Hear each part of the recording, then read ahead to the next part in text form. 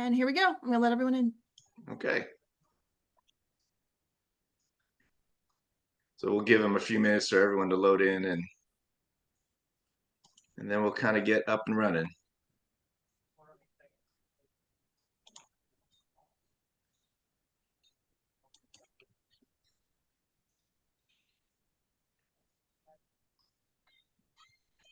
Taylor, can you let me know when everyone's kind of in, and let's get going. We can wait a minute or two if we need. There are some people who are apparently stuck with their computer in the joining ... phase. And a couple more popping on every second, but I'm admitting people as they pop up. So I think you're Okay. Get started. Okay.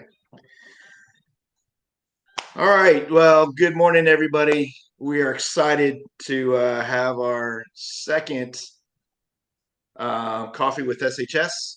It's actually our third coffee with SHS. The first one we did while we're at Fire Rescue International this summer in Orlando, kind of an introduction, have a live audience.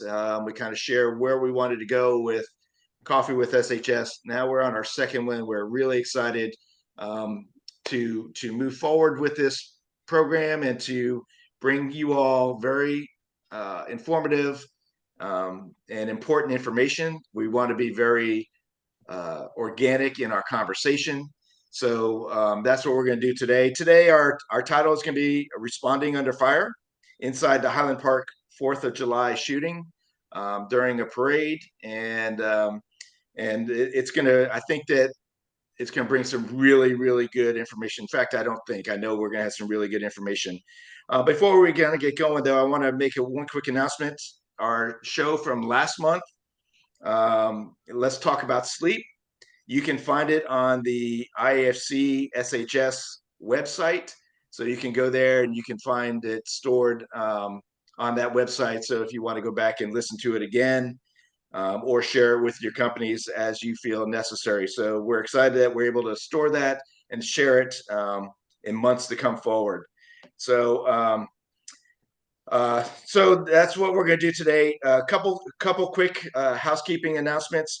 First of all, we're probably not going to open up, or actually we're not going to open up your mics. So if you have any questions, please go into the chat box and file your questions. We are going to have a time at the end, and Taylor will go through the questions so we don't duplicate questions, and we'll ask those towards the end and make sure they all get answered. We'll try to remind you a couple times about that. But also, I also wanted to introduce my co-host, Dan Kerrigan. He is on the SHS as well, board as well. So Dan, do you have anything you want to say or add in? No, I'm excited about this, and that pre-session conversation made me think of something that I wanted to, if somebody else brings it up, I kind of wanted to bring up because of the whole, like, what do you do when you're already on the scene of the call that just comes in, right? Yep. I've experienced that in the past. Yes. Myself. So that really is something that I think is important to talk about because, you know, I don't care if you have a pre-plan or this or that or the other thing, but a lot of times all that goes out the window when you're already there before the call is dispatched. So exactly. I think that that's going to be an interesting part of the conversation. Yeah, I'm looking forward to that as well. You know, I often think, and at some point, I know we have conversations about events coming up, big events, and we put together our IAP, which is to me very theoretical, but then there's the practicality of it, and sometimes the practicality and the theoretical are very different. There's some similarities, but there's a lot of differences. So I suspect that we're going to discover some of that today. So I'm looking forward to the conversation. One of our own, Chief Goldfeder, is also one of the Safety, Health, and Survival Section members.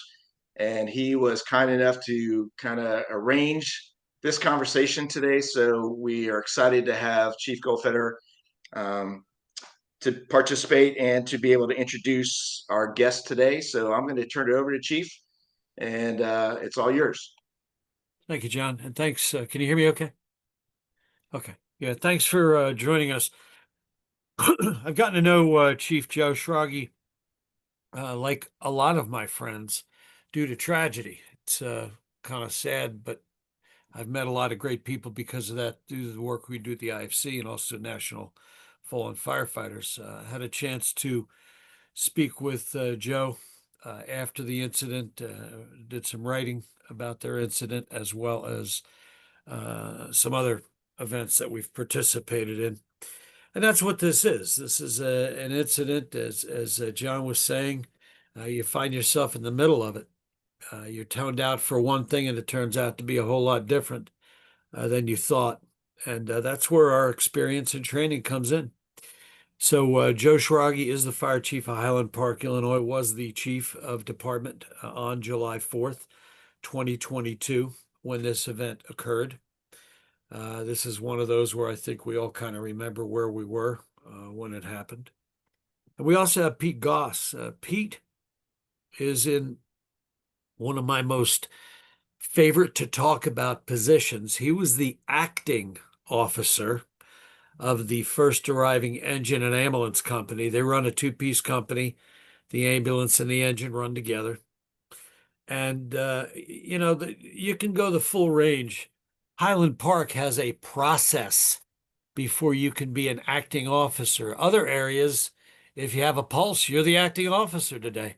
And throughout North America, we see a full range of that. So we're going to dig into that.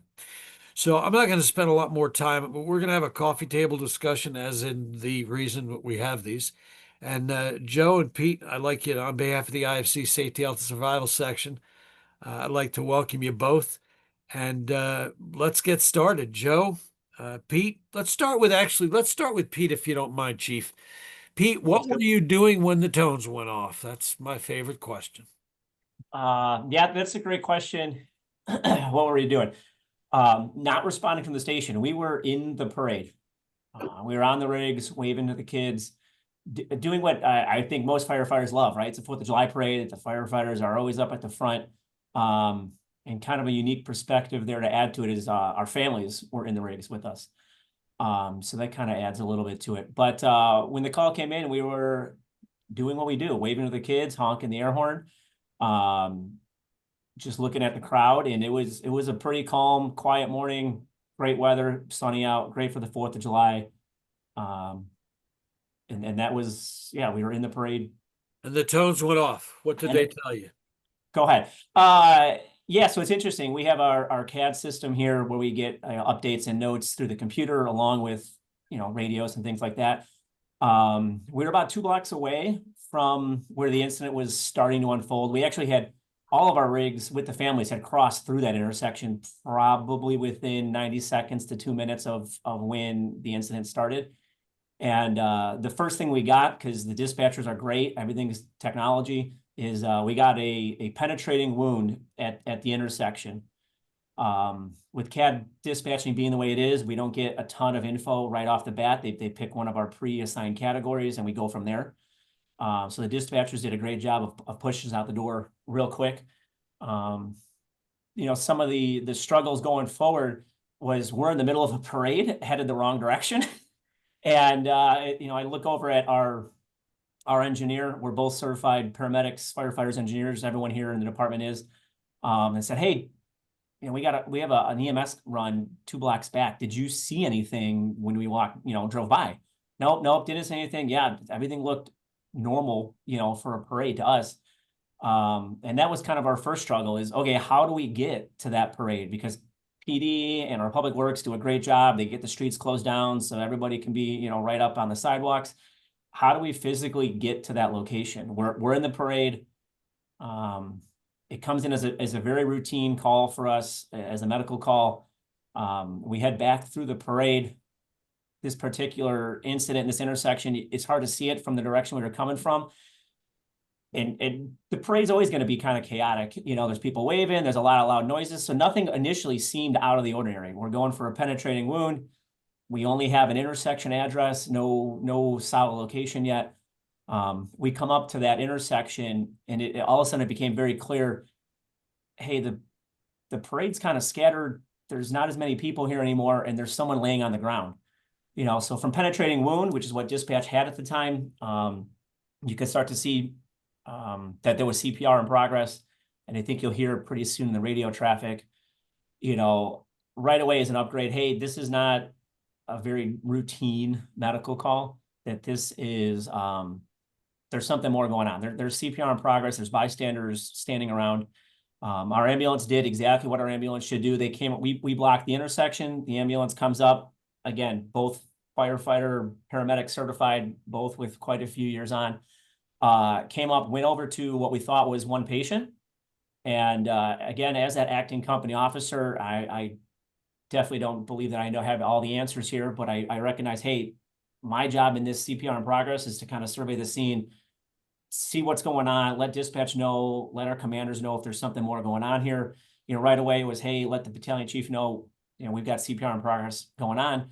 So And you still did not realize you had more than one victim, and you did not realize yet you had an active shooter. Correct. Go You know, ahead. some of that Keep radio going. traffic was starting to come into play. But you guys know, you get out of the rig, you switch over to your portables, and Sure. sometimes some messages get missed, you know, in the heat, in the fog of war there. Go ahead. But pretty soon you recognize, hey, there's a few people laying on the ground. I think you go, hey, that's kind of odd for people to be laying down on the ground. The medics start doing what medics got to do. And I look around and say, you know, this is not a penetrating wound. There's people on the other corner over here that are laying down as well. At that point, an officer from our department met up with me and said, hey, we don't have the shooter yet. Okay. So that was your moment right there.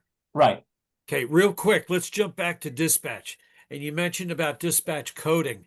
Did the dispatchers know there was an active shooter, but the only CAD code available was penetrating wound? Yeah, I could probably Yeah, pitch go in ahead. on Go ahead, that one, Chief. Pete, if you And want. welcome. Yeah. Oh, thanks.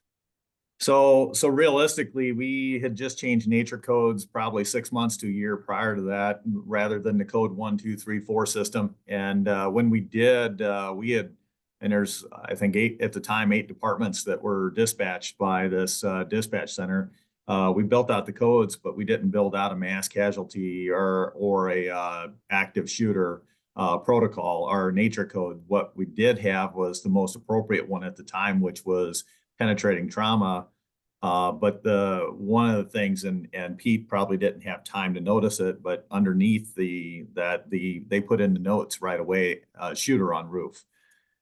And that was able to get all our other crews en route, because they saw that note and started moving towards the scene and self-dispatching. So we didn't really have a big delay in getting the other units en route. It probably still felt like an eternity for Pete standing on scene there initially, but he did have people en route, even though that came out as penetrating trauma. So real for the audience too. So that's really important, is that, and we have automated dispatch in our area, and it's saving minutes on runs. We really do like it. But we also respond on another channel, and our dispatchers give us updates. So it's critical that they pass that on, not just on the screen, but verbally as well. So this is probably a good time to go to you, Joe. Joe Schrage is the fire chief of Highland Park. Thank you, Pete. And we're going to be back to you in a minute. But Joe, maybe the next thing we do is listen to the audio. Do you want to set us up for that right now, or would you rather cover something else first? No, I can do that. Actually, would you rather the video or the audio? The video actually will set the stage really well. Do the video. All right. Now we're going to see your technological abilities. Right? Look at you, man. Okay. Let me know if I mess up. It's appears to be. Let's see if we have audio. Should there be audio yet, Joe? You hear it? No. No? No audio. All right. Oops. That's all right. Well, now you find out my technological wasn't as good as you hoped. I didn't give you any credit whatsoever, actually. Now let me try one more time. See, Okay. Let's see if you got a tech person there. Just stick with that we might be gang. lacking. That's all right.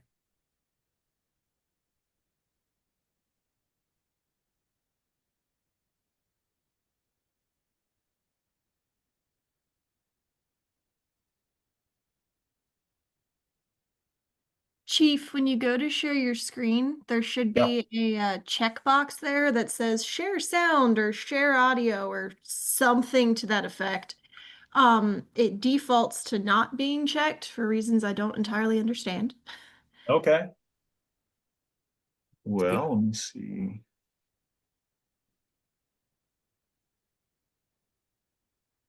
Would it be in the advanced there? Possibly. Yes, sir.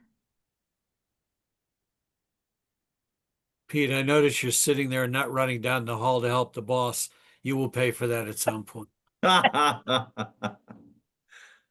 When I click share screen just to see it, it pops right up on the right side. It says share sound and there's a checkbox next to it that you can check. I don't know if it's different for you, Chief. Well, let me get rid of the chat and maybe it'll do it. If you just go back to the beginning and start with share screen and maybe it'll pop right up. Should be on the right under share options.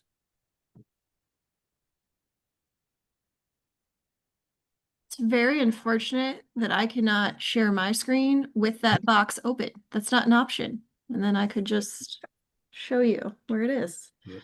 It seems like an oversight. There you go.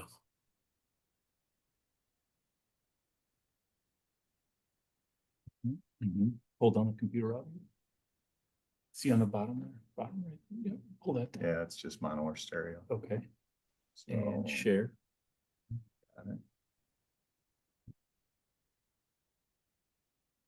Now it's not giving me the right screen. Go to screens. Now you can go to your screen.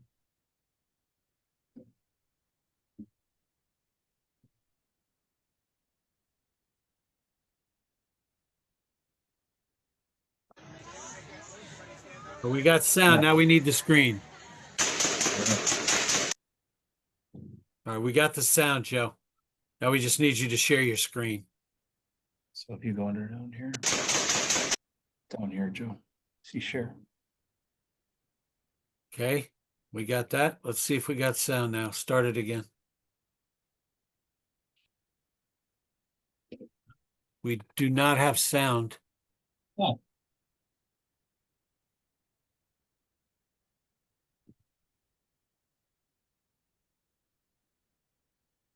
Yeah, that looked like maybe the volume need to come up on the right there. I don't know. I'm not your guy for that.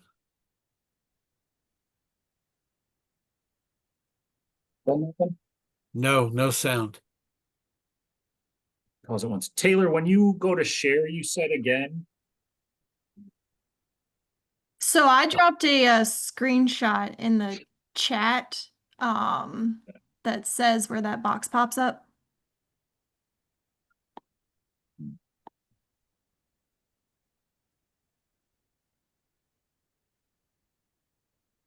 Okay. Yeah, I don't Go to recall share. seeing that, but we'll try it again.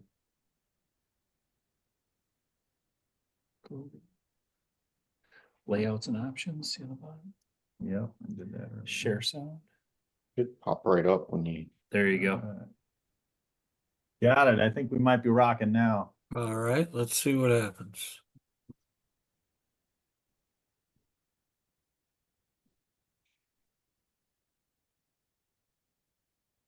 Getting push play or start. Yep, working on it. Okay, there you go. Yep.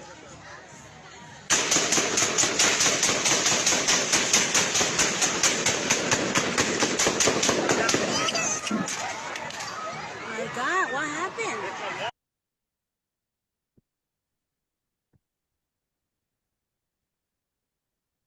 It was playing, it paused.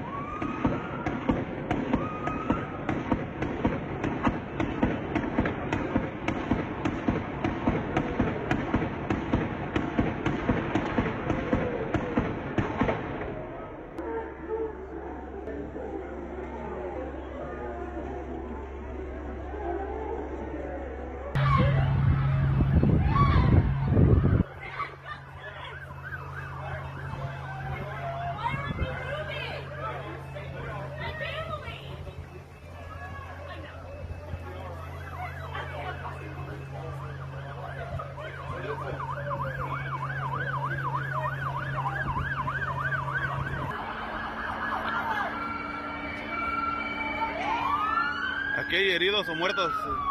Hay chingos tirados en el piso.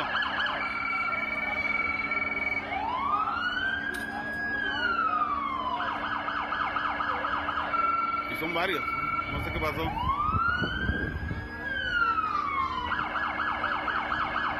Ahí está otro.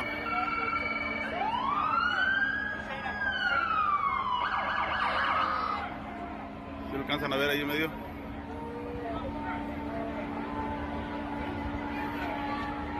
Aquí lo están tratando de revivir a este.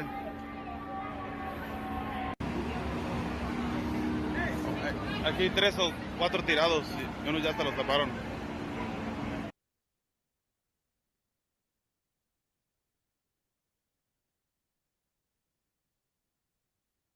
We do begin this afternoon with breaking news out of the Chicago area where gunfire at a 4th of July parade sent hundreds of people running for their lives. So let's take a look at where it happened. It happened in the town of Highland Park. That's just about 35 minutes north of the city. CBS 2's Amy Johnson is live in the newsroom with what we're learning about this terrifying attack. Amy. Terrifying, Chris is right. Authorities now say 6 people were killed and 24 others were taken to the hospital after the shooting, and the gunman is still on the loose.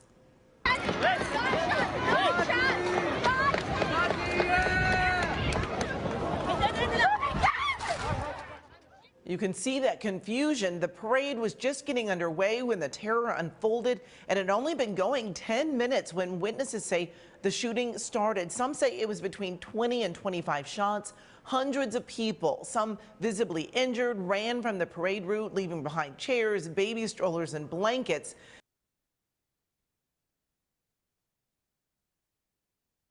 All right, I'll stop it right there.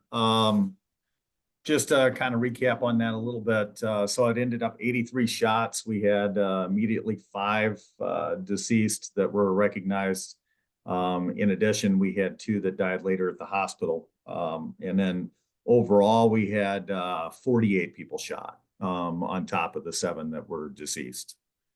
So, Joe, for the audience, Illinois arguably has the oldest and best, and many have replicated the mutual aid box alarm system, which is a multi-state now mutual aid response program. Can you share, or will you at some point, if not right now, how MABAS, as it's called, MABAS, and for those of you taking notes, it's the mutual aid box alarm system. You can Google that.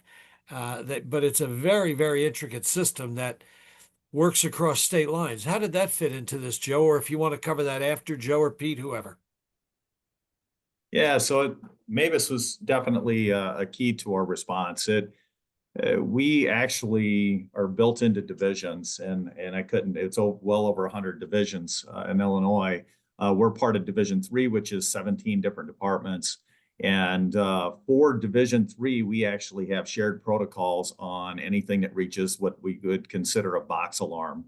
It just so happens that when it comes to active shooter, we also have a shared SOG. So the plus is realistically, even though we are a department of 56 personnel, so not a super robust, huge department, we really have the ability to lean on 17 suburban departments to assist with that. And I mean, realistically, they know what we're doing before they come into the town, and we know exactly what they're going to do. And that played in very, very heavily that day because we were able to get that box alarm. We ended up going to second box alarm, which actually gives us not only multiple departments responding with several types of resources and preset cards, but we also get the incident management team bringing 5 extra chiefs from other departments. Excellent. Okay, keep going, Chief. I'll let you keep telling your story. Yeah, so we when we were on scene in that, just kind of go back on this parade. This parade was the first parade after COVID. The shooter had planned this since like 2017 and was put off by the parade or put off by the pandemic.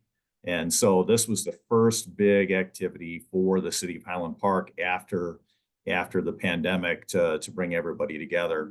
you'll notice he did target really the crowds. He did not target anybody in the parade.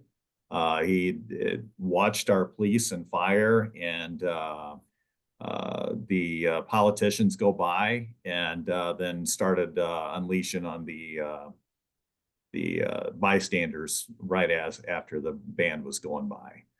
All right, so let's jump to Pete real quick. Pete, so just pause for 1 second, Chief. You now you're at that victim. Is that the one we saw in that video just now? And is that your first one? And that's right when it's starting to unfold to you? Yeah, no, that's a great question. That maybe 30 seconds into the video, they got one intersection and there's a few people piled up there. That was actually the second pile that was identified by our original crew. Right across the street from where you see that ambulance was, and again, this is, I guess it's like a scene size up at a fire, right? What catches your eye first? So right across the street, which isn't on screen there, there were 3 patients right away identified by myself and by our medics on scene. So again, penetrating wound, there is a shooter, but it's not unfolding on how many people are actively in this, how many patients are here yet, was on that opposite corner. So as soon as we, myself sees, hey, we have multiple patients. And again, like I was telling you, we look across the street where that one piece of video does show there's, 3, if not more patients piled on top of each other right there. That's where the scene starts to unfold that, hey, this is not just a penetrating wound. This is not an active shooter with one person or a vendetta against one person, a face-to-face issue. There's something more here. The radio traffic, I think, which is going to play in a few minutes here, that's what we start to upgrade to say, hey, we're in over our heads for a 1-station response. PD right away was there, going back to that mutual aid box alarm system. Not only do we train what the other fire departments we're definitely training multiple times a year with our local police department, with the police departments that are going to be coming in for something like this. Our local police department is definitely working with us, but they also are the first ones on scene. They've got to put this shooter down. So a lot of these out of town police departments are the ones that were with us very quickly on scene to say, hey, what is it that you need? What's going on? So again, tying back to the original question here, that first corner was identified to say, hey, we're in over our head for a single station, single ambulance response. We need our department here, which was, as the chief, let you know, they're coming in already, but try to give them a heads up to say, hey, I know you guys are coming in, but there's more than what's going on. The radio traffic is getting very busy at this point. And a lot of our communication then started to become face-to-face as these other companies came on scene. All right, so you're in an enviable position of any company officer, whether it's a working fire or a shooting. You've got to decide, am I going to do patient care? Am I going to take command, or am I going to do both? What did you do? That's a great question. Especially as an actor, one day I'm in the ambulance and you're like, hey man, I'm in charge of patient care. And the next day you're in that right seat and you're saying, hey man, I need to take a step back and see what's going on. So initially our first 2 medics, we build out kind of our internal protocol, our SOGs, SOPs. They go to that patient because that's what we see. As soon as I identify, hey, we have multiple patients, I need to take a step back. I got to figure out what exactly this whole scene is. Patient care takes a different role now, because now we've got to start doing what we do, in the textbooks. We got to start doing our triage. And I teach the EMT class at our local community college. And by the book, in the chapters, it says, hey, that first 2 ambulance, you're not doing any patient care. Get your triage tags, find your patients, tag them, let the command know, what the numbers, what the colors are. And for me, that was a big experience. I had to go up as that acting officer and tell those 2 initial, one initial medic, hey, you got to stop with this person. We're beyond that. This person's beyond help. And credit to them, one of them had already ran back into the ambulance and started getting triage tags. At that point, we're still a single engine company. Our battalion chief is coming. The other resources are coming, but it's not like a textbook where you just say, hey, the next step, I'm going to do this. It was us for the initial few moments.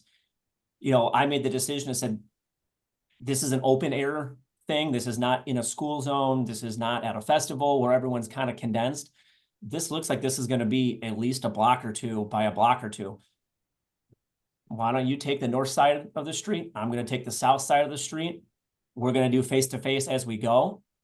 And we're going to get a number, you know, up the chain of command as we're working to let them know, hey, this is where we're at. Because I don't have an exact patient number for probably the first few minutes, you know, but I know it's going to be heavy.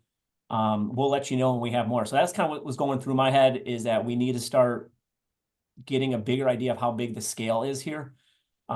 We've practiced a lot for indoor shootings, and we have done some stuff with the open air, but it's just not as prevalent. We tend to see the school shootings pop up in the news more. So having an active scene that's 2 blocks long definitely takes time. Okay. Joe, Billy, it's I a think- good time for you to comment, maybe go to the audio. Yeah, absolutely. I think, you know, one thing that I want you to pay attention to in the audio is really how the size up changed. One of the things that typically I think is misunderstood, you know, people think that you're going to be able to hop on scene and you're going to see your entire picture and you're going to know exactly all the resources you need. You're going to listen to the audio and you're going to hear Pete initially call out for one patient and then realize he's got 3, 6, 9. It continues to go up. And I think the misconception is when you come up to a structure fire, while there's ongoing scene size up, you generally see what you have. If you come onto a shooting, realize people did not stay around.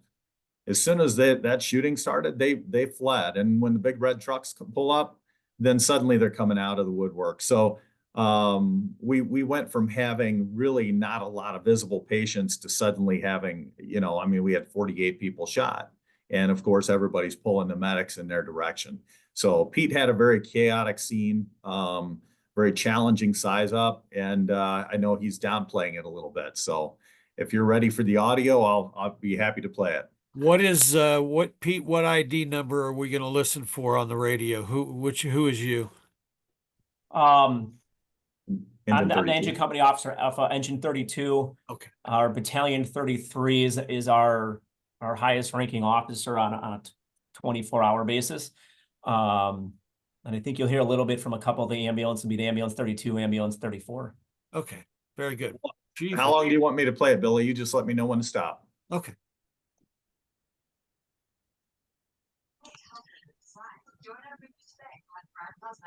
Real quick, as Chief is bringing this up, don't forget, if you have questions, please add them to the chat. We'll get to them at the end.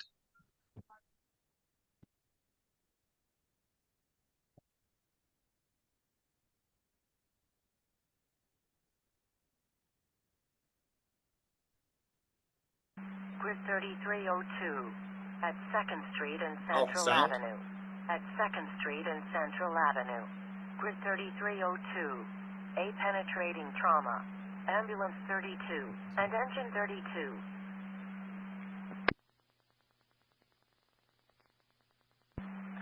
Engine 32, ambulance 32. We're getting information of a person being shot. Stating by Central and 2nd. Still getting information. 32. We're coming up Central now.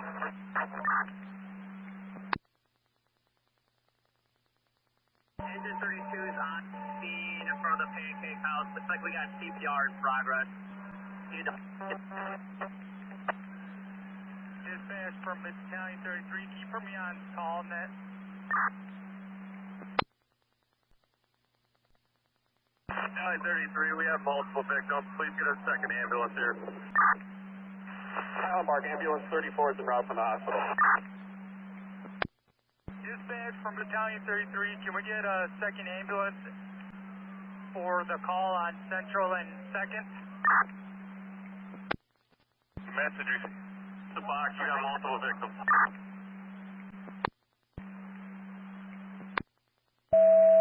Tower ladder 33 to a penetrating 302 at 2nd Street and Central Avenue. At 2nd Street and Central Avenue. Grid 3302, a penetrating trauma. Tower ladder 33. Engine 33 from Engine 32. I have 4 DFWs. I'm going to need an ambulance spot.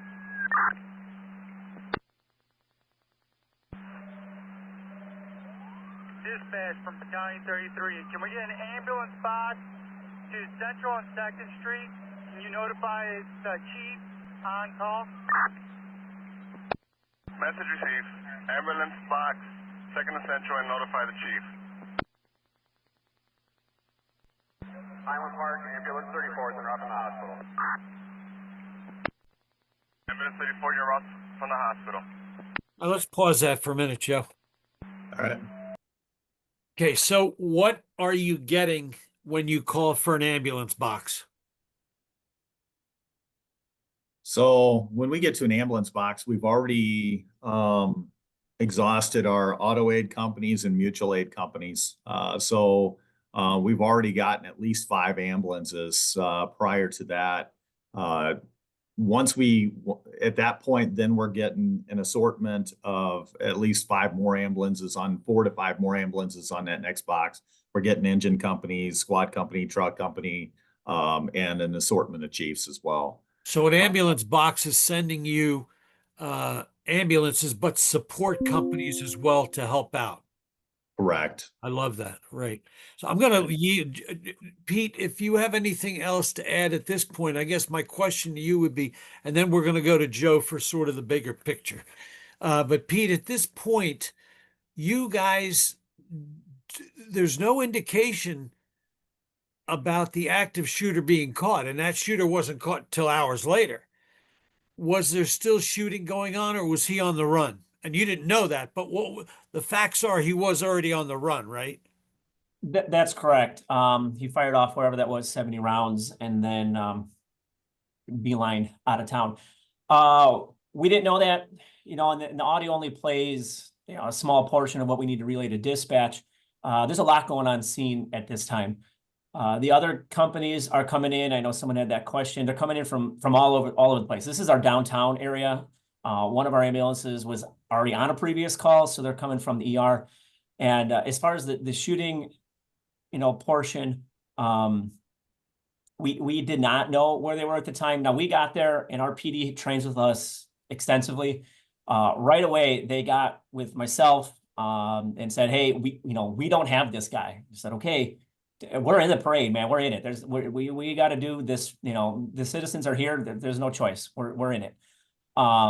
And they said, "Yeah, we got it." And what the great thing was, there was no argument over I'm in charge, you're in charge. I remember them saying to me, "Pete, where do you want to go next? What do you need us to do?" I said, "Yeah." And we practiced for this. So law enforcement was with us. You could call it maybe a warm zone. Our tactical officers association in Illinois, they said this is kind of the area where they call it the kill box. But we had officers with us at this point. Their long barrels were up in the air. You could hear them making chatter about checking rooftops, getting somebody up on Overwatch.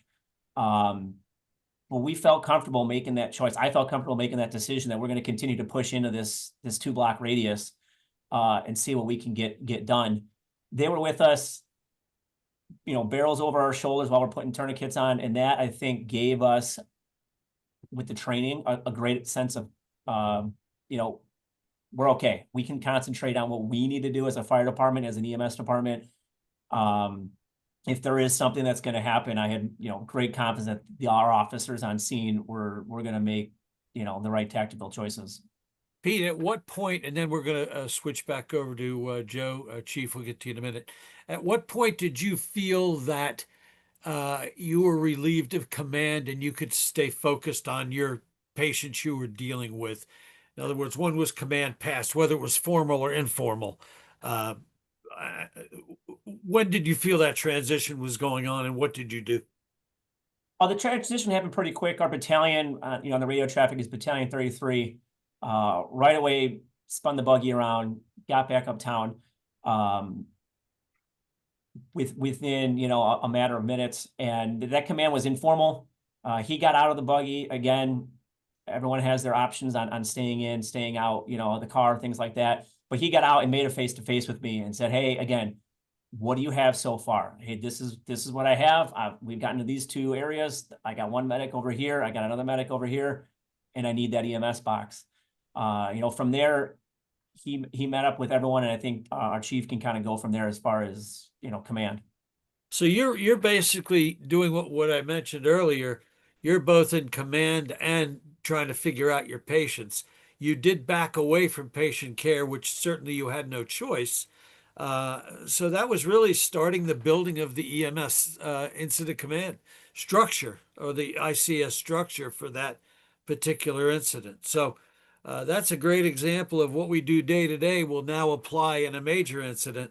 And people will tease about why did you establish command at the dumpster fire or at the automatic fire alarm? Well, that's because we don't really need it at those, but if it gets worse, we want that to occur, but we also want to practice it every day. And it really seems what you did, you fell right into that. I'm sorry, Pete, quick comment before we go to the chief. Yeah, our department trains on that a lot. They, at some point you're in that right seat and you make those choices. But our department does a real good job of training us up, giving us, scenarios throughout the year. Maybe not this exact one, but again, like ICS says, you can apply it to anywhere and it kind of grows and it scales as it is. So yeah, it starts with that first, acting officer, whatever level you're at. And then it grows out from there. And I think at no point was anyone ever toes were hurt that said, hey, I'm in charge. No, I'm in charge. That officer that's outside, the battalion chief, that safety officer is outside, but someone's got to be inside the building, or someone's got to be doing the triage to say, hey, here's what we need next. Here's that CAN report. Sure. Very good. Thank you so much, Pete. I'm sure we'll get back to you. So, Chief, you're enjoying the 4th of July and suddenly you hear, take it from there, Chief. All right, Taylor, you can turn my video back on. It won't let me do it, but by the way, those of you that have your videos on, remember we can see everything you're doing. All right. So actually I was in the parade as well. So I was driving our old antique truck, the 1929 American LaFrance, and it happened to be a pretty fertile year for the C shift. So I had a lot of pregnant wives on the back of there, along with my own family. So not that was main for the conversation, but definitely, I think, Pete alluded to it earlier that all our families were in the parade as well. I don't think you prepare for that as a first responder, knowing that you're bringing, you bring yourself to work every day, knowing that you could be at risk. However, our families were there that day, and I think that changed the emotional effect later on a little bit for us. And so I see that it was challenging, but that being said, we did at that point, we knew we had to go to work. I didn't have a radio, nor did I have a computer on the antique. So at that point, when I saw the police scoot off and start running uptown, I knew something was wrong. And I split back to the station, which was less than a block away, and dropped off the families, and then grabbed my car and sped right back uptown. So as Pete talks about it, there really wasn't a long delay to get all of our in-town companies up there. The on-duty crews were returned immediately, and then the folks, we had another 7 firefighters that had brought in their families and drove rigs in the parade. So they were able to load up on another rig and come right back uptown and assist. So typically our minimum is 12. We had 19, that were able to be right there, and then we had a couple other members coming from home that made the scene as well. But yeah, it was definitely a shift from enjoying a parade to suddenly having a major tragedy. And I will say, I look back at the time, it felt like it wasn't real. So you're hearing this, you're back in your buggy, you're responding to the scene. What's going on, not only in your mind, but what is going on? What are you doing? Is the battalion chief running it? Are you supporting his efforts? How's that playing out? So I didn't get on the radio because there was, with the automated dispatch, it kept blowing off every other rig coming, getting dispatched to it because they weren't dispatched all initially. So it was really busy on the radio traffic. I sped up there immediately, walked up to 2nd and Central. I was able to park right on that block and met with the police command immediately. And so they were right there in 2nd and Central, met with them, walked over 30 feet and met with the battalion chief, let him know that I would make sure that he was getting that MABUS response, that box alarm response, and then I would handle ambulance traffic coming in. And then I kept bouncing back and forth in the meantime, jumping on my phone, trying to talk to the city manager, the police chief, and then also calling in the folks that were not on duty, but were at the station, getting the families in quarters. So to get them to respond up. So it was, and needless to say, how the press gets there so fast, I'm not sure, but I already had a camera in my face and had to tell them I didn't have time. So Joe, you're, do I understand that? So you pretty much left the battalion as the incident commander. You took a division, so to speak. You made sure the EMS or the ambulance units being special called. You were functioning, notifying your bosses because they're going to have tons of questions. What support, and let's start, I mean, if there's more of what occurred at the scene, let's bring that up. But where I want to go next is, what would you do different? What do you recommend to chiefs? Do you have some more audio you want to play? Any more video? Go ahead. That's certainly your time. But I know that those listening, one, I guess I want to plead with you. If you don't have a box alarm system where you can say, give me an EMS second alarm, give me an EMS third alarm, I beg of you to do it. In my role in many organizations, I get to meet with a lot of chiefs like this, and I'm still surprised there are areas that still, well, send me Meadowville or send me Happyville. Or stop. You're not going to be able to think about Happyville and Meadowville when you've got a shooter on a roof or you've got a working fire with a collapse and members trapped. You've got to have systems in place. So again, sort of a commercial announcement for things that are very important to me, and that is being prepared like this. Give me a second alarm EMS, give me a third alarm EMS, and let the system take care of itself. But Joe, what are some of the, and I don't want to go too far ahead of ourselves, but I know we've also got a lot of questions that people want to go through. But what else do you want to share? That's number one. But then let's move into, what do we need to learn from you that you guys and gals experienced? Yeah. So Billy, I wouldn't change anything. I look back at how that all happened. There is so much for an incident commander to handle. When it all comes down to that transfer of command takes time. And he had more information right up front. He was only there a couple more minutes, but you can tell that scene was very active. And it gave me the opportunity to start getting into the motion of the EOC, because when it all came down to it, this wasn't going to resolve anytime soon. It was much bigger than that, and it needed my attention in that direction. We realistically, we got on scene. 10:14 was the shooting. 10:15, our units were on scene, and our first transport hit the hospital by 10:21. So, when you look at the timeline, this talk doesn't do the speed justice. And then we had ambulances returning quickly, and we transported 24 people in a matter of everybody was off the scene within 30 minutes. That speaks for itself. The organization, not just your department, but your regionalization through the MABUS system, that speaks for itself. And look, you're in a populated suburban area. If this was to happen in a rural area, it's a different situation. However, the same stuff applies. You may not get 5 ambulances in 10 minutes. They may be an hour away, but you still need 5 ambulances, right? Or helicopters or whatever it is. Yeah, so I mean, the speed of everything, I will say that I was in awe of the way our personnel turned around and continued to bring ambulances back. And it wasn't just us. It was Northbrook, it was Glencoe, it was Winnetka, all our neighbors coming back with their ambulances and taking multiple transports. The PD did help. Our PD did, one of our commanders transported 3 people. One of the things that I didn't mention earlier, our PD really was the reason we didn't stage. And one thing that I can really bring forward to everybody is you need to have an understanding with your police department when and how to come in. And that it's really their responsibility to let you know that you can.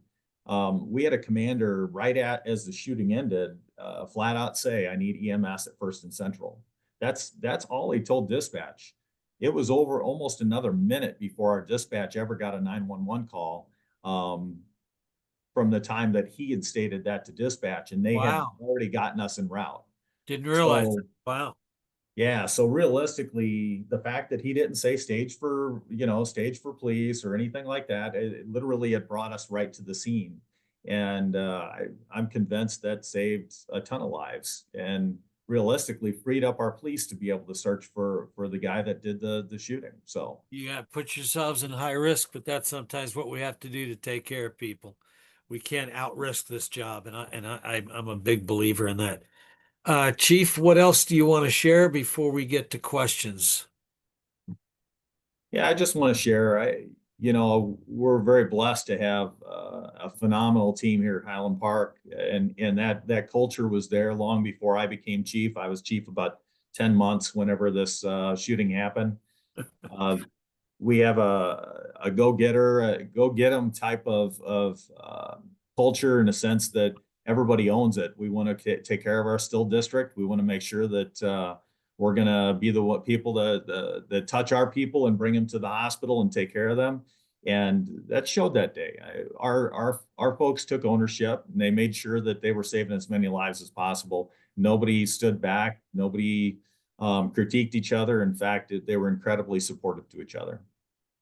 Pete, and thanks, Joe. And what I'm going to do in a minute to John and Dan, I'm going to yield to you guys to coordinate the questions directly with our two guests.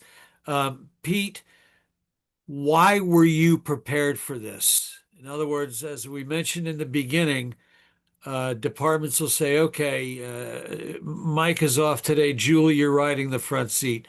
And Julie hasn't yet attended her first command class. What prepared you for this, Pete? And this is, again, a very critical point in areas, especially these days with people being out sick or calling off or whatever's going on. It's not unusual to find a department with somebody in the acting spot. I am a believer, and I can prove it.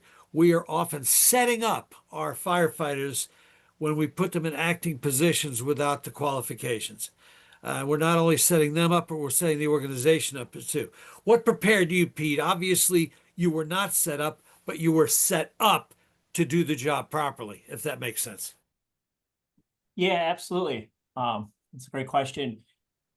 Prior to answering it, just so everyone's kind of, clear, it's the 4th of July, right? We're at minimum staffing. Everybody was in an acting position. We have 3 stations, like the chief said, 12 people on duty and multiple people that responded from off shift. It was 3 acting lieutenants and an acting battalion chief who is a lieutenant, all making these initial command decisions. And then our chief coming, as an off-duty member, but beating feet right back to it. So a lot of us have to go. My point is, a lot of us had to make those decisions pretty quick. And what prepares us here, not to toot our own horn, Highland Park is really doing a great job of getting us as trained up as we can be, right? There's not going to be every scenario out there you can train for. But our acting lieutenant process is a process. We test for it every 2 years. It's not just a test. There's educational classes that go on in the background. There is time in the right seat that counts for something. How many hours have you put in prior to this call coming in? I like to say from, when you're a little kid, I prepared to be a firefighter, but you probably didn't prepare for the mass casualty as a 6-year-old when you see the fire truck going down the road. Part of it is just being a student of the game and trying to be humble and understand, like, I don't have all the answers. And because I'm in the right seat today, definitely doesn't mean I have all the right answers. My engineer actually has more time on than me. So again, looking to him and say, hey, did you see anything back there? What do you see going on? This is a team role here. I might be the guy going out for the pitching change and telling them, what's going on, but there's a whole team behind me that's getting us there. So it's taking the job as seriously as you can when it's time to, relaxing when it's time to doing that. But being part of these coffee talks, looking at the NIOSH reports, looking at line of duty death reports, you know, I kind of alluded a little bit that I teach the EMT program at a local community college. And a lot of times I say, man, this is great for me. I'm getting paid to relearn stuff I might have forgotten about. And just going through those scenarios as often as you can, coming up with different scenarios as often as you can. A lot of us might think that we've done the rescue task force and we've done the active shooter stuff in a school on a Sunday. Okay. But now you're outside, right? But now you're in Las Vegas at a concert. Have you tried that one before? And not every day is training, because we get calls like I think you hear in the background right now. But can you table talk some of this? Can you ask your senior drivers and engineers, have you seen this before I got on? And just being a student of the game, just keep learning, you know, make that career to say, hey, I'm gonna go over this one more time. I mean, the countless times we've gone over this 4th of July shooting scenario, even, you know, with the department, even with our own shift at our stations, to say, hey, we did what we did, but how can we improve on it? There's always something to improve.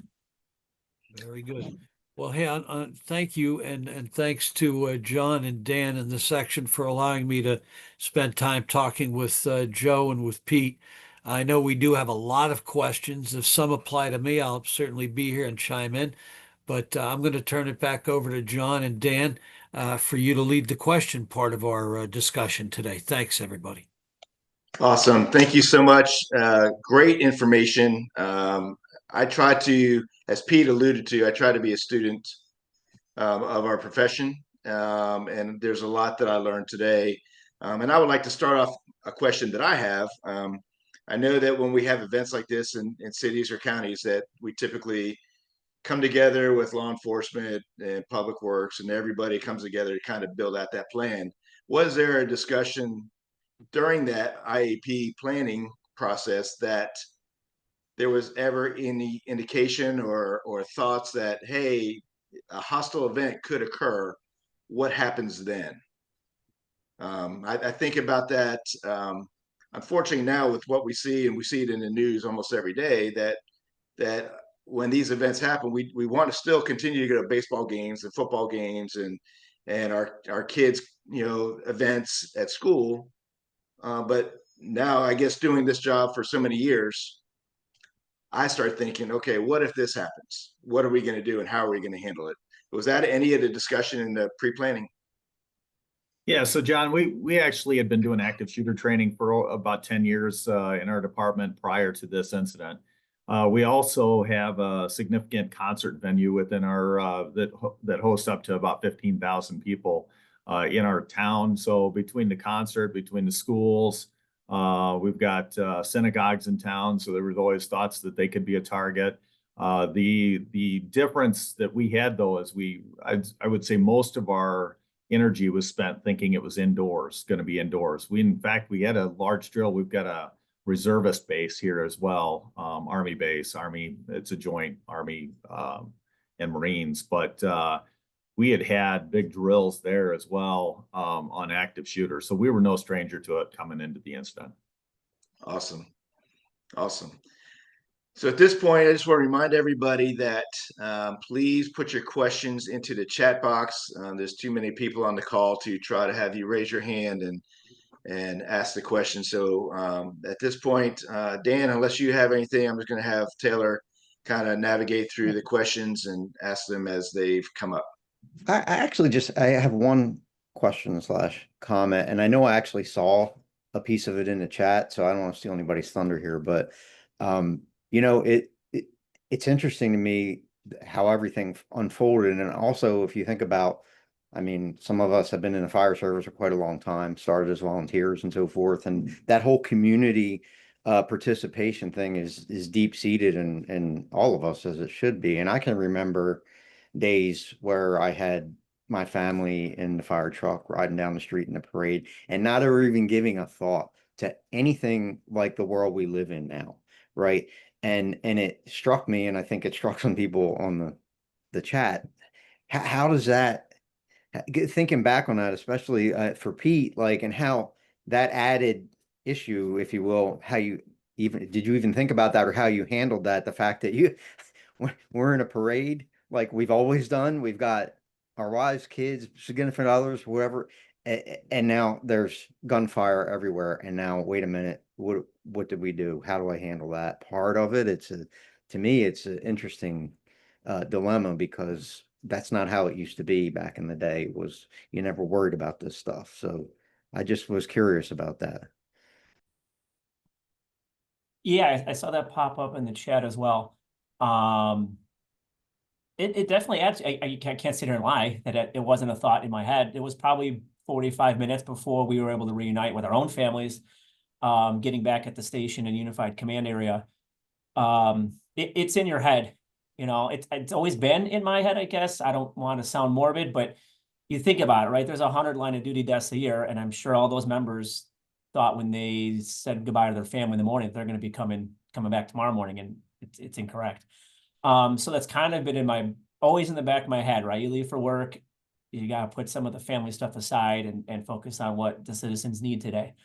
But it's not something we train for or even think about that, hey, what if this incident unfolds, whatever it is, while we're there.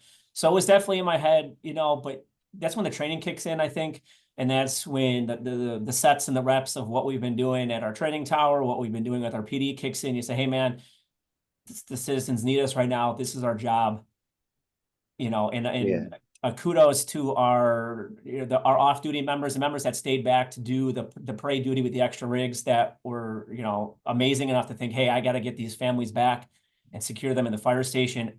And then we're going to get those extra rigs spooled up into the scene. So, you know, they did an amazing that's job. really not to interrupt you, but that's really kind of where I was like curious about, like, actually the idea that you had them there with you or nearby in that situation versus, you know, like Chief mentioned, you know, he's got family in the antique fire truck, or, you know what I mean? Like, I was just curious about that, like, and thinking about how that may have, you know, now you have a job to do. We all know we have a job to do, and all that goes out the window, but we've also brought other people into that scene that, you know, for all good reasons, but now there's that too, right?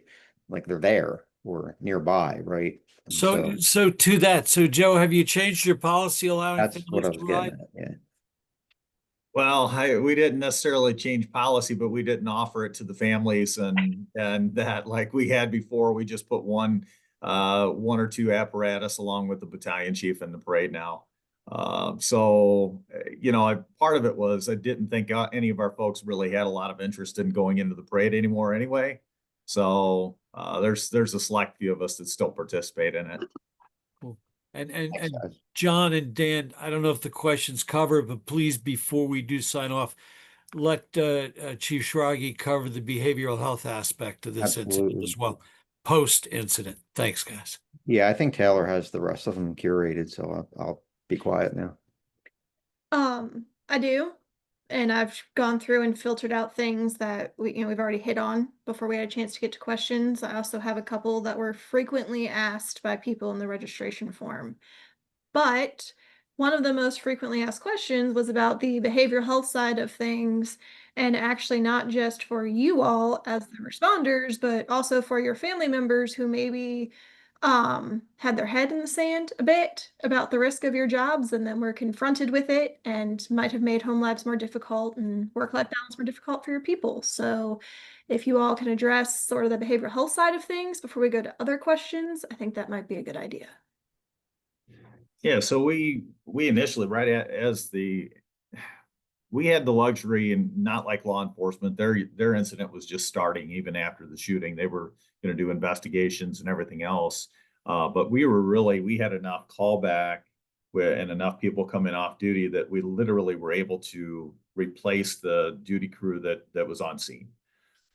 So we were able to pull them back, and their families were still present. They were present. We brought in somebody to do diffusing. That initial meeting led into later on. I worked with the union president. Fortunately, he came and said, hey, Chief, I want to take care of our folks. I'm like, hey, please, this is all in team effort. Go ahead and do it. Just make sure you keep me informed of what you got planned, and then we'll work together on it. So we contacted the state association, or they contacted the state association, and at that point got the 100 Club in play. the 100 Club came out and the next duty day for our folks and really had a chance to debrief everybody. We decided we were going to go all out with this, and we called other neighboring departments to come cover our stations for the debriefing, so everybody could be involved and not have to worry about going on a call. On top of that, we actually paid overtime for anybody that would come back. So it was open to the entire department. It wasn't just open to the first responders that were on scene.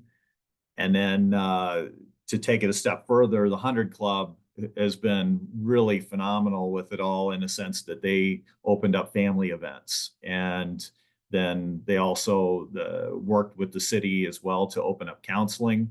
We had 2 different counseling services that specialize in first responders.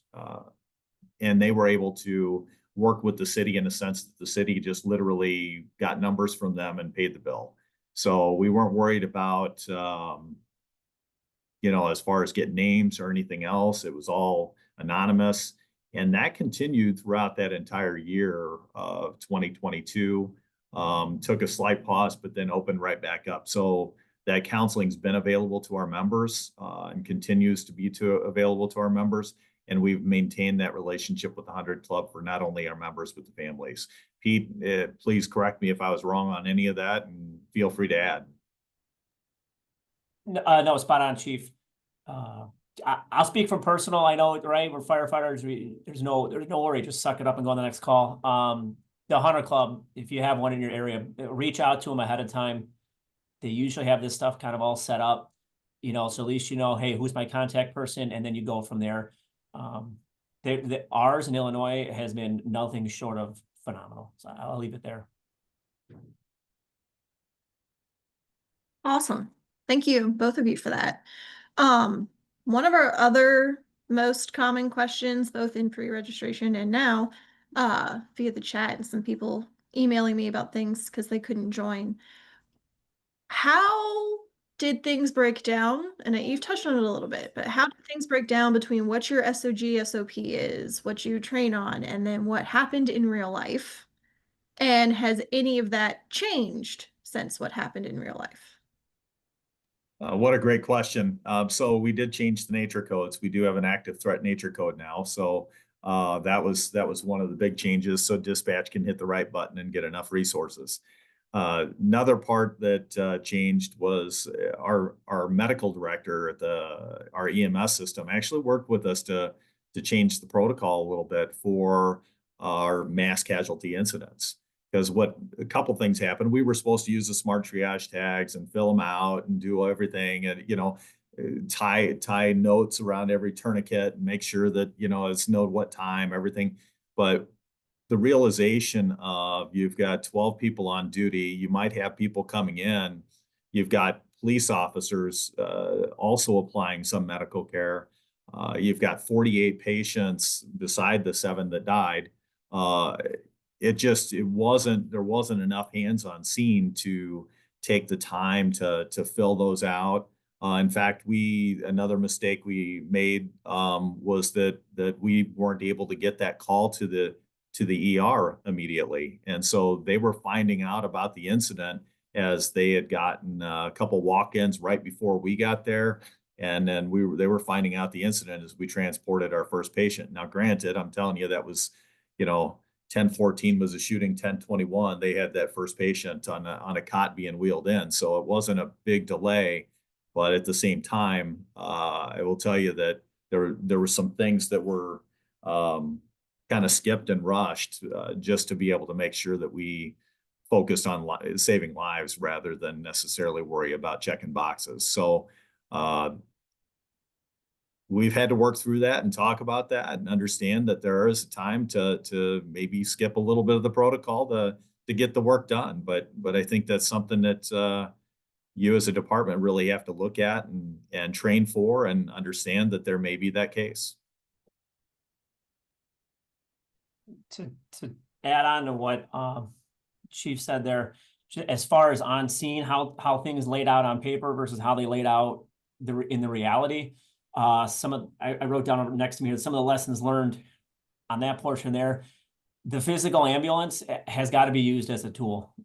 We go through the textbook and we say, first ambulance is triage, and then the next one's going to be the transport supervisor, and then the third one's going to be just in charge of the red tarp and just in charge of the 12 people and a couple off duties. We don't have that command grown out at that point. If we were staging and this was a standoff and we had a whole bunch of time, absolutely that stuff was there.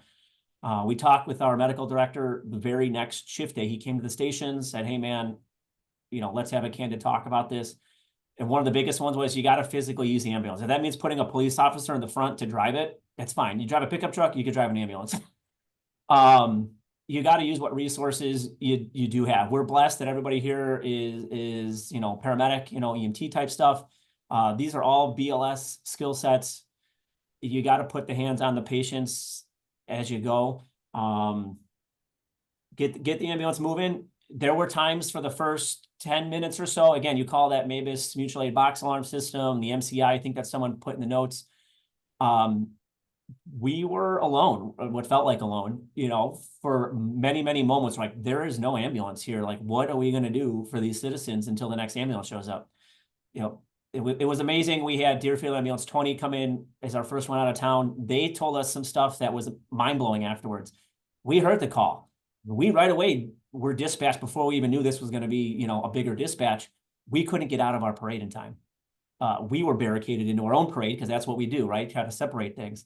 And they got there, and the guy I knew for 20 plus years has said, hey, what do you need? I said, you got to transport patients, and we need the supplies out of your ambulance. Because when there's no ambulance there, if it's not on the fire rig, that's it. We use tourniquets from the police officers. Ambulance, that out of town Deerfield ambulance dumped their supplies in the middle of the intersection and was like, hey, this is our stash of stuff for the rest of us until the next ambulance gets there. Another one was keeping the street clear. I think of other mass casualty scenarios where you read the after action reports and the streets very clogged up with things, vehicles, people. We were able to keep, and the command staff was able to keep the vehicles coming in off the road. So it was really one ambulance in, here's your next patient, one ambulance out. And I think those were some really good lessons learned. So on a relevant note, multiple people asked how many ambulances were used in total. I know you said you had people drop, patients come back. And I'm assuming, based on the way you all have been speaking, your closest trauma center is fairly close, but that was another question. So yeah, we have, fortunately, we've got a level 2 trauma center right in town, and that was a matter of about 4 blocks from the incident. And they took 24 patients in total, but it wasn't the 24 we transported. That's what they treated. On top of that, we have to the south, we have Evanston, which is about 20 minutes away, which is a level 1. We've got another level 1 about 25 minutes away. We've got, and then 2 more level 2s within about 15 to 20 minutes. So we're pretty rich on resources when it comes to hospitals in the area. I'm in the process as we speak, looking up the count of the amount of ambulances. I'll get back to you on that one. Thank you. You sort of addressed this a second ago where you said how many patients they treated, which was not how many y'all transported, but there were questions asked about patients being transported by POV and if that caused any issues. No, it's actually the police commander. One of the police commanders transported 3 patients. He took 3 trips back and forth to the ER. It really didn't cause any issues for us because that was really in those initial minutes when we were just getting on scene. And then other than that, we did have patients that did get to the ER. The reason I said it was kind of a mistake talking about not getting that call to the hospital right away is realistically, you don't want walk-ins to clog up all of your rooms at the ER. They can clog up the trauma rooms if your hospital doesn't really know that you've got a bigger situation going on. So that education of being able to, for them to know and you be able to transport the most serious victims, because that's what you'll have in the ambulance, to the ER and be able to transport that was key. One thing that we really haven't hit on was bystanders. So in the video, you might have noticed people in the yellow vest. That was our CERT team for the city. They actually handled a lot of kind of the moving people in that sense. But we also have several bystanders there helping. We did use actually patient collection points where some active shooter situations I know have not.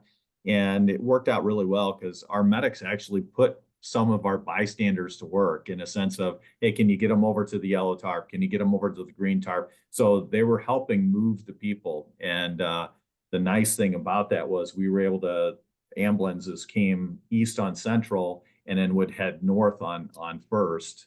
And so literally we just basically had that line of ambulances where we were able to basically tell them where to grab a patient and go. So looking at the ambulances that transported, we had 10 ambulances that transported. Perfect. Thank you. Pete, did you have anything else or do you want me to just to, I know a lot of is concentrating on first on scene decisions and lessons learned. You know, the decision in the book, yeah, we call the hospital. We work together to set up where these patients are going to go. And that didn't happen. That was pretty much thrown out right away, to be completely candid. And myself and our battalion 33 made the decision. A level 2 trauma center is less than a mile away. Everyone's going to the trauma center. And if we need to put the next ambulance companies and other box alarm, if we need to put them, stage them at the hospital for an interfacility transport once they're stable, fine. But we have an outdoor shooting. Nothing is truly secured. The hospital has security. It has walls. There's minimal entrances. This is better than where the patients will have to sit at that point. You know, it also helped, I believe, and I think the chief can speak to this, our in-town ambulances, I think, made multiple runs prior to the out-of-town ambulances getting there. So that turn and burn mentality of like, we're going to get them to where there's nurses, doctors, surgeons, you know, all that good stuff, and come back around. At least those patients are semi-secured physically, and they're getting some higher level of care until we can spread these patients out to further away hospitals. That allowed the ambulances to make multiple trips, and that allowed us to kind of secure, you know, a lot of our victims. Wonderful. A couple more questions, and then I think we're gonna sort of wrap things up. And again, we've touched on pieces of this, but making it very clear and concise.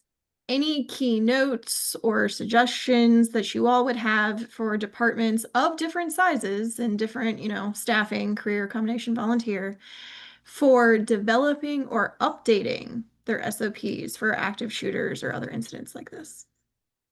So I heard another speaker one time said, there's really two enemies when it comes to an active shooter incident. And that's one, the shooter, and number two, the clock. No matter how you set up your system, you need to really consider that the clock is that biggest enemy. And so I know we've talked about risk a lot, save a lot. In this instance, I do believe that really holds true. We haven't pulled a whole lot of people out of fires in Highland Park, but we definitely saved a lot more people that one day than I probably will in my 20, 30-year career. To me, it makes sense to take that chance. And I think that we really should think that in these active shooter situations. That as far as scalability, I think our response was scalable. You can look at the fact that we did have to, in a sense, not exactly follow the protocol as is. We had a 12 person minimum. Yeah, we did have more people coming, but it took time to amass that. And when you think about those extra resources were coming in at minute 5, 7, 10, 11, it was later. So it takes time. In fact, I think it took about 7 minutes before we got that initial box alarm. So when it all comes down to it, it's scalable in a sense that you learn to use the resources you have.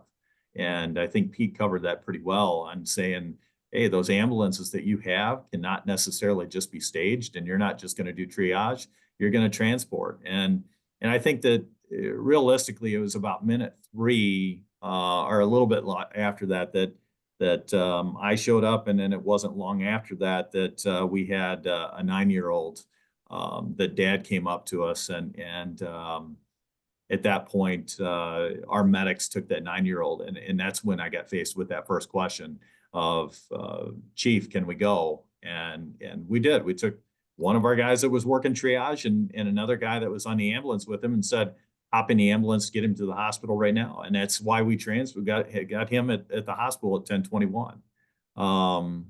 But had we not broken protocol, I can tell you that child would not have lived. There's no regrets with that.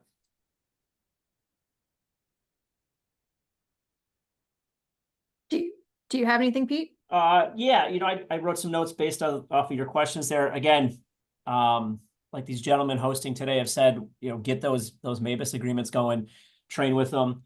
In your own stations, right? I see some groups there that in the chat here that are, it looks like, your own stations listen to the whole thing. It can be tabletop. Play the clock, like the chief says. In the textbook, oh yeah, call the box alarm, do this next, do that, and in 3 minutes you've played out a whole scene. It's just not the reality. Be the first in company, and what are you going to do for 5 minutes, right? And now you've got 2 ambulances. Now what are you going to do till minute 7? As the chief said, these slowly roll in. These play out a lot longer in real life than they do on a tabletop. Nonetheless, having that conversation before the call drops, before the tones go off, is great. Where is your gear staged? We have had some change in where we keep things on the rig. Is this easy to grab? Is this a common item we're going to need? Where do you put your vests and helmets? Where do you put your active shooter bags? If you don't have unlimited resources coming to you right away, again, is it scalable? Maybe a gigantic city, you're going to have these resources right away. I don't know. Do you have enough bandages and tourniquets to treat 25 people on your own? We've got mass casualty bags, and we've had mass casualty bags. They've got small kits in them. It says, hey, here you go, right? Here's enough to treat 4 people. Just go down the road, start treating 4 people until the ambulances can get here. And that was really helpful. So just, again, to be thinking, hey, it's roll call. What are we doing for our tailboard today? Get out there and play the clock, like the chief said. How does this play out for a full 20 minutes? And Taylor, I would be remiss if I brought this up, and I don't think this is necessarily a response thing, but more so a chief thing. One of the things that I think we all underestimated is everything's foyable. So, just it's a great thing to get out there in front of this with cameras and with everything else. Let your crews know. I mean, their texts, everything is going to be essentially foilable. And it's pretty easy to, especially in an active shooter situation, to text your buddy, hey, this guy needs to die or whatever it is. But realize that all is public information later on. It isn't for us yet because the courts have not released the gag order, but at the same time, I just keep that in mind. We've seen it with other departments out in, there was one in California where that hit them hard and opens up your city to a lot of liability. I just, it's good to get out in front of that with your folks before anything does happen or this kind of incident. That is a phenomenal point that I don't think most people think of, but Dad's side of the family is 4 generations of fire. Mom's is 4 generations of law enforcement. I am accidentally marrying a firefighter because I didn't know he did when I met him.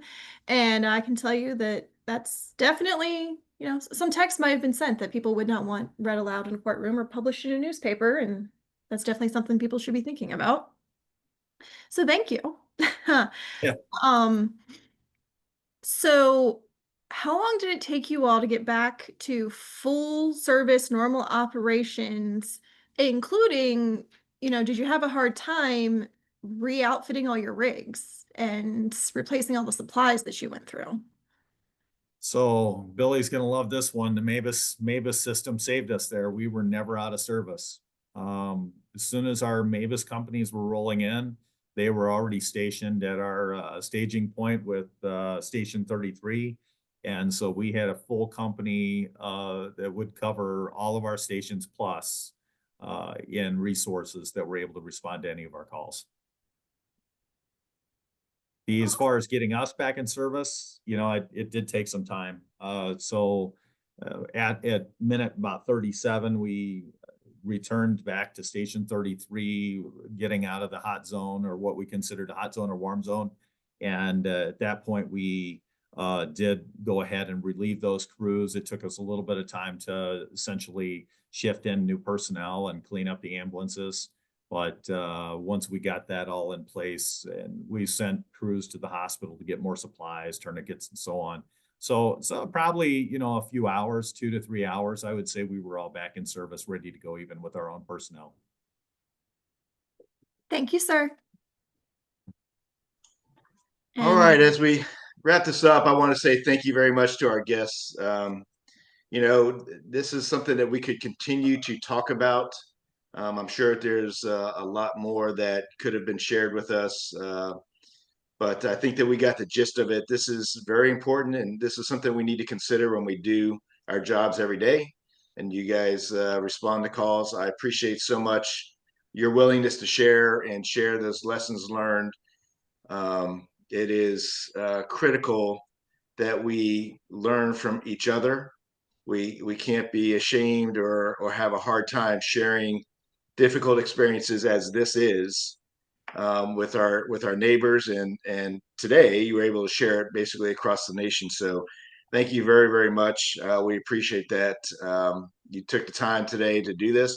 I want to be respectful of everybody's time. An hour and a half is a significant part of everybody's day, but I thank you, and thank you to everyone who has participated today. I wanted to remind you that our next session, is going to be November 20th at 11 a.m.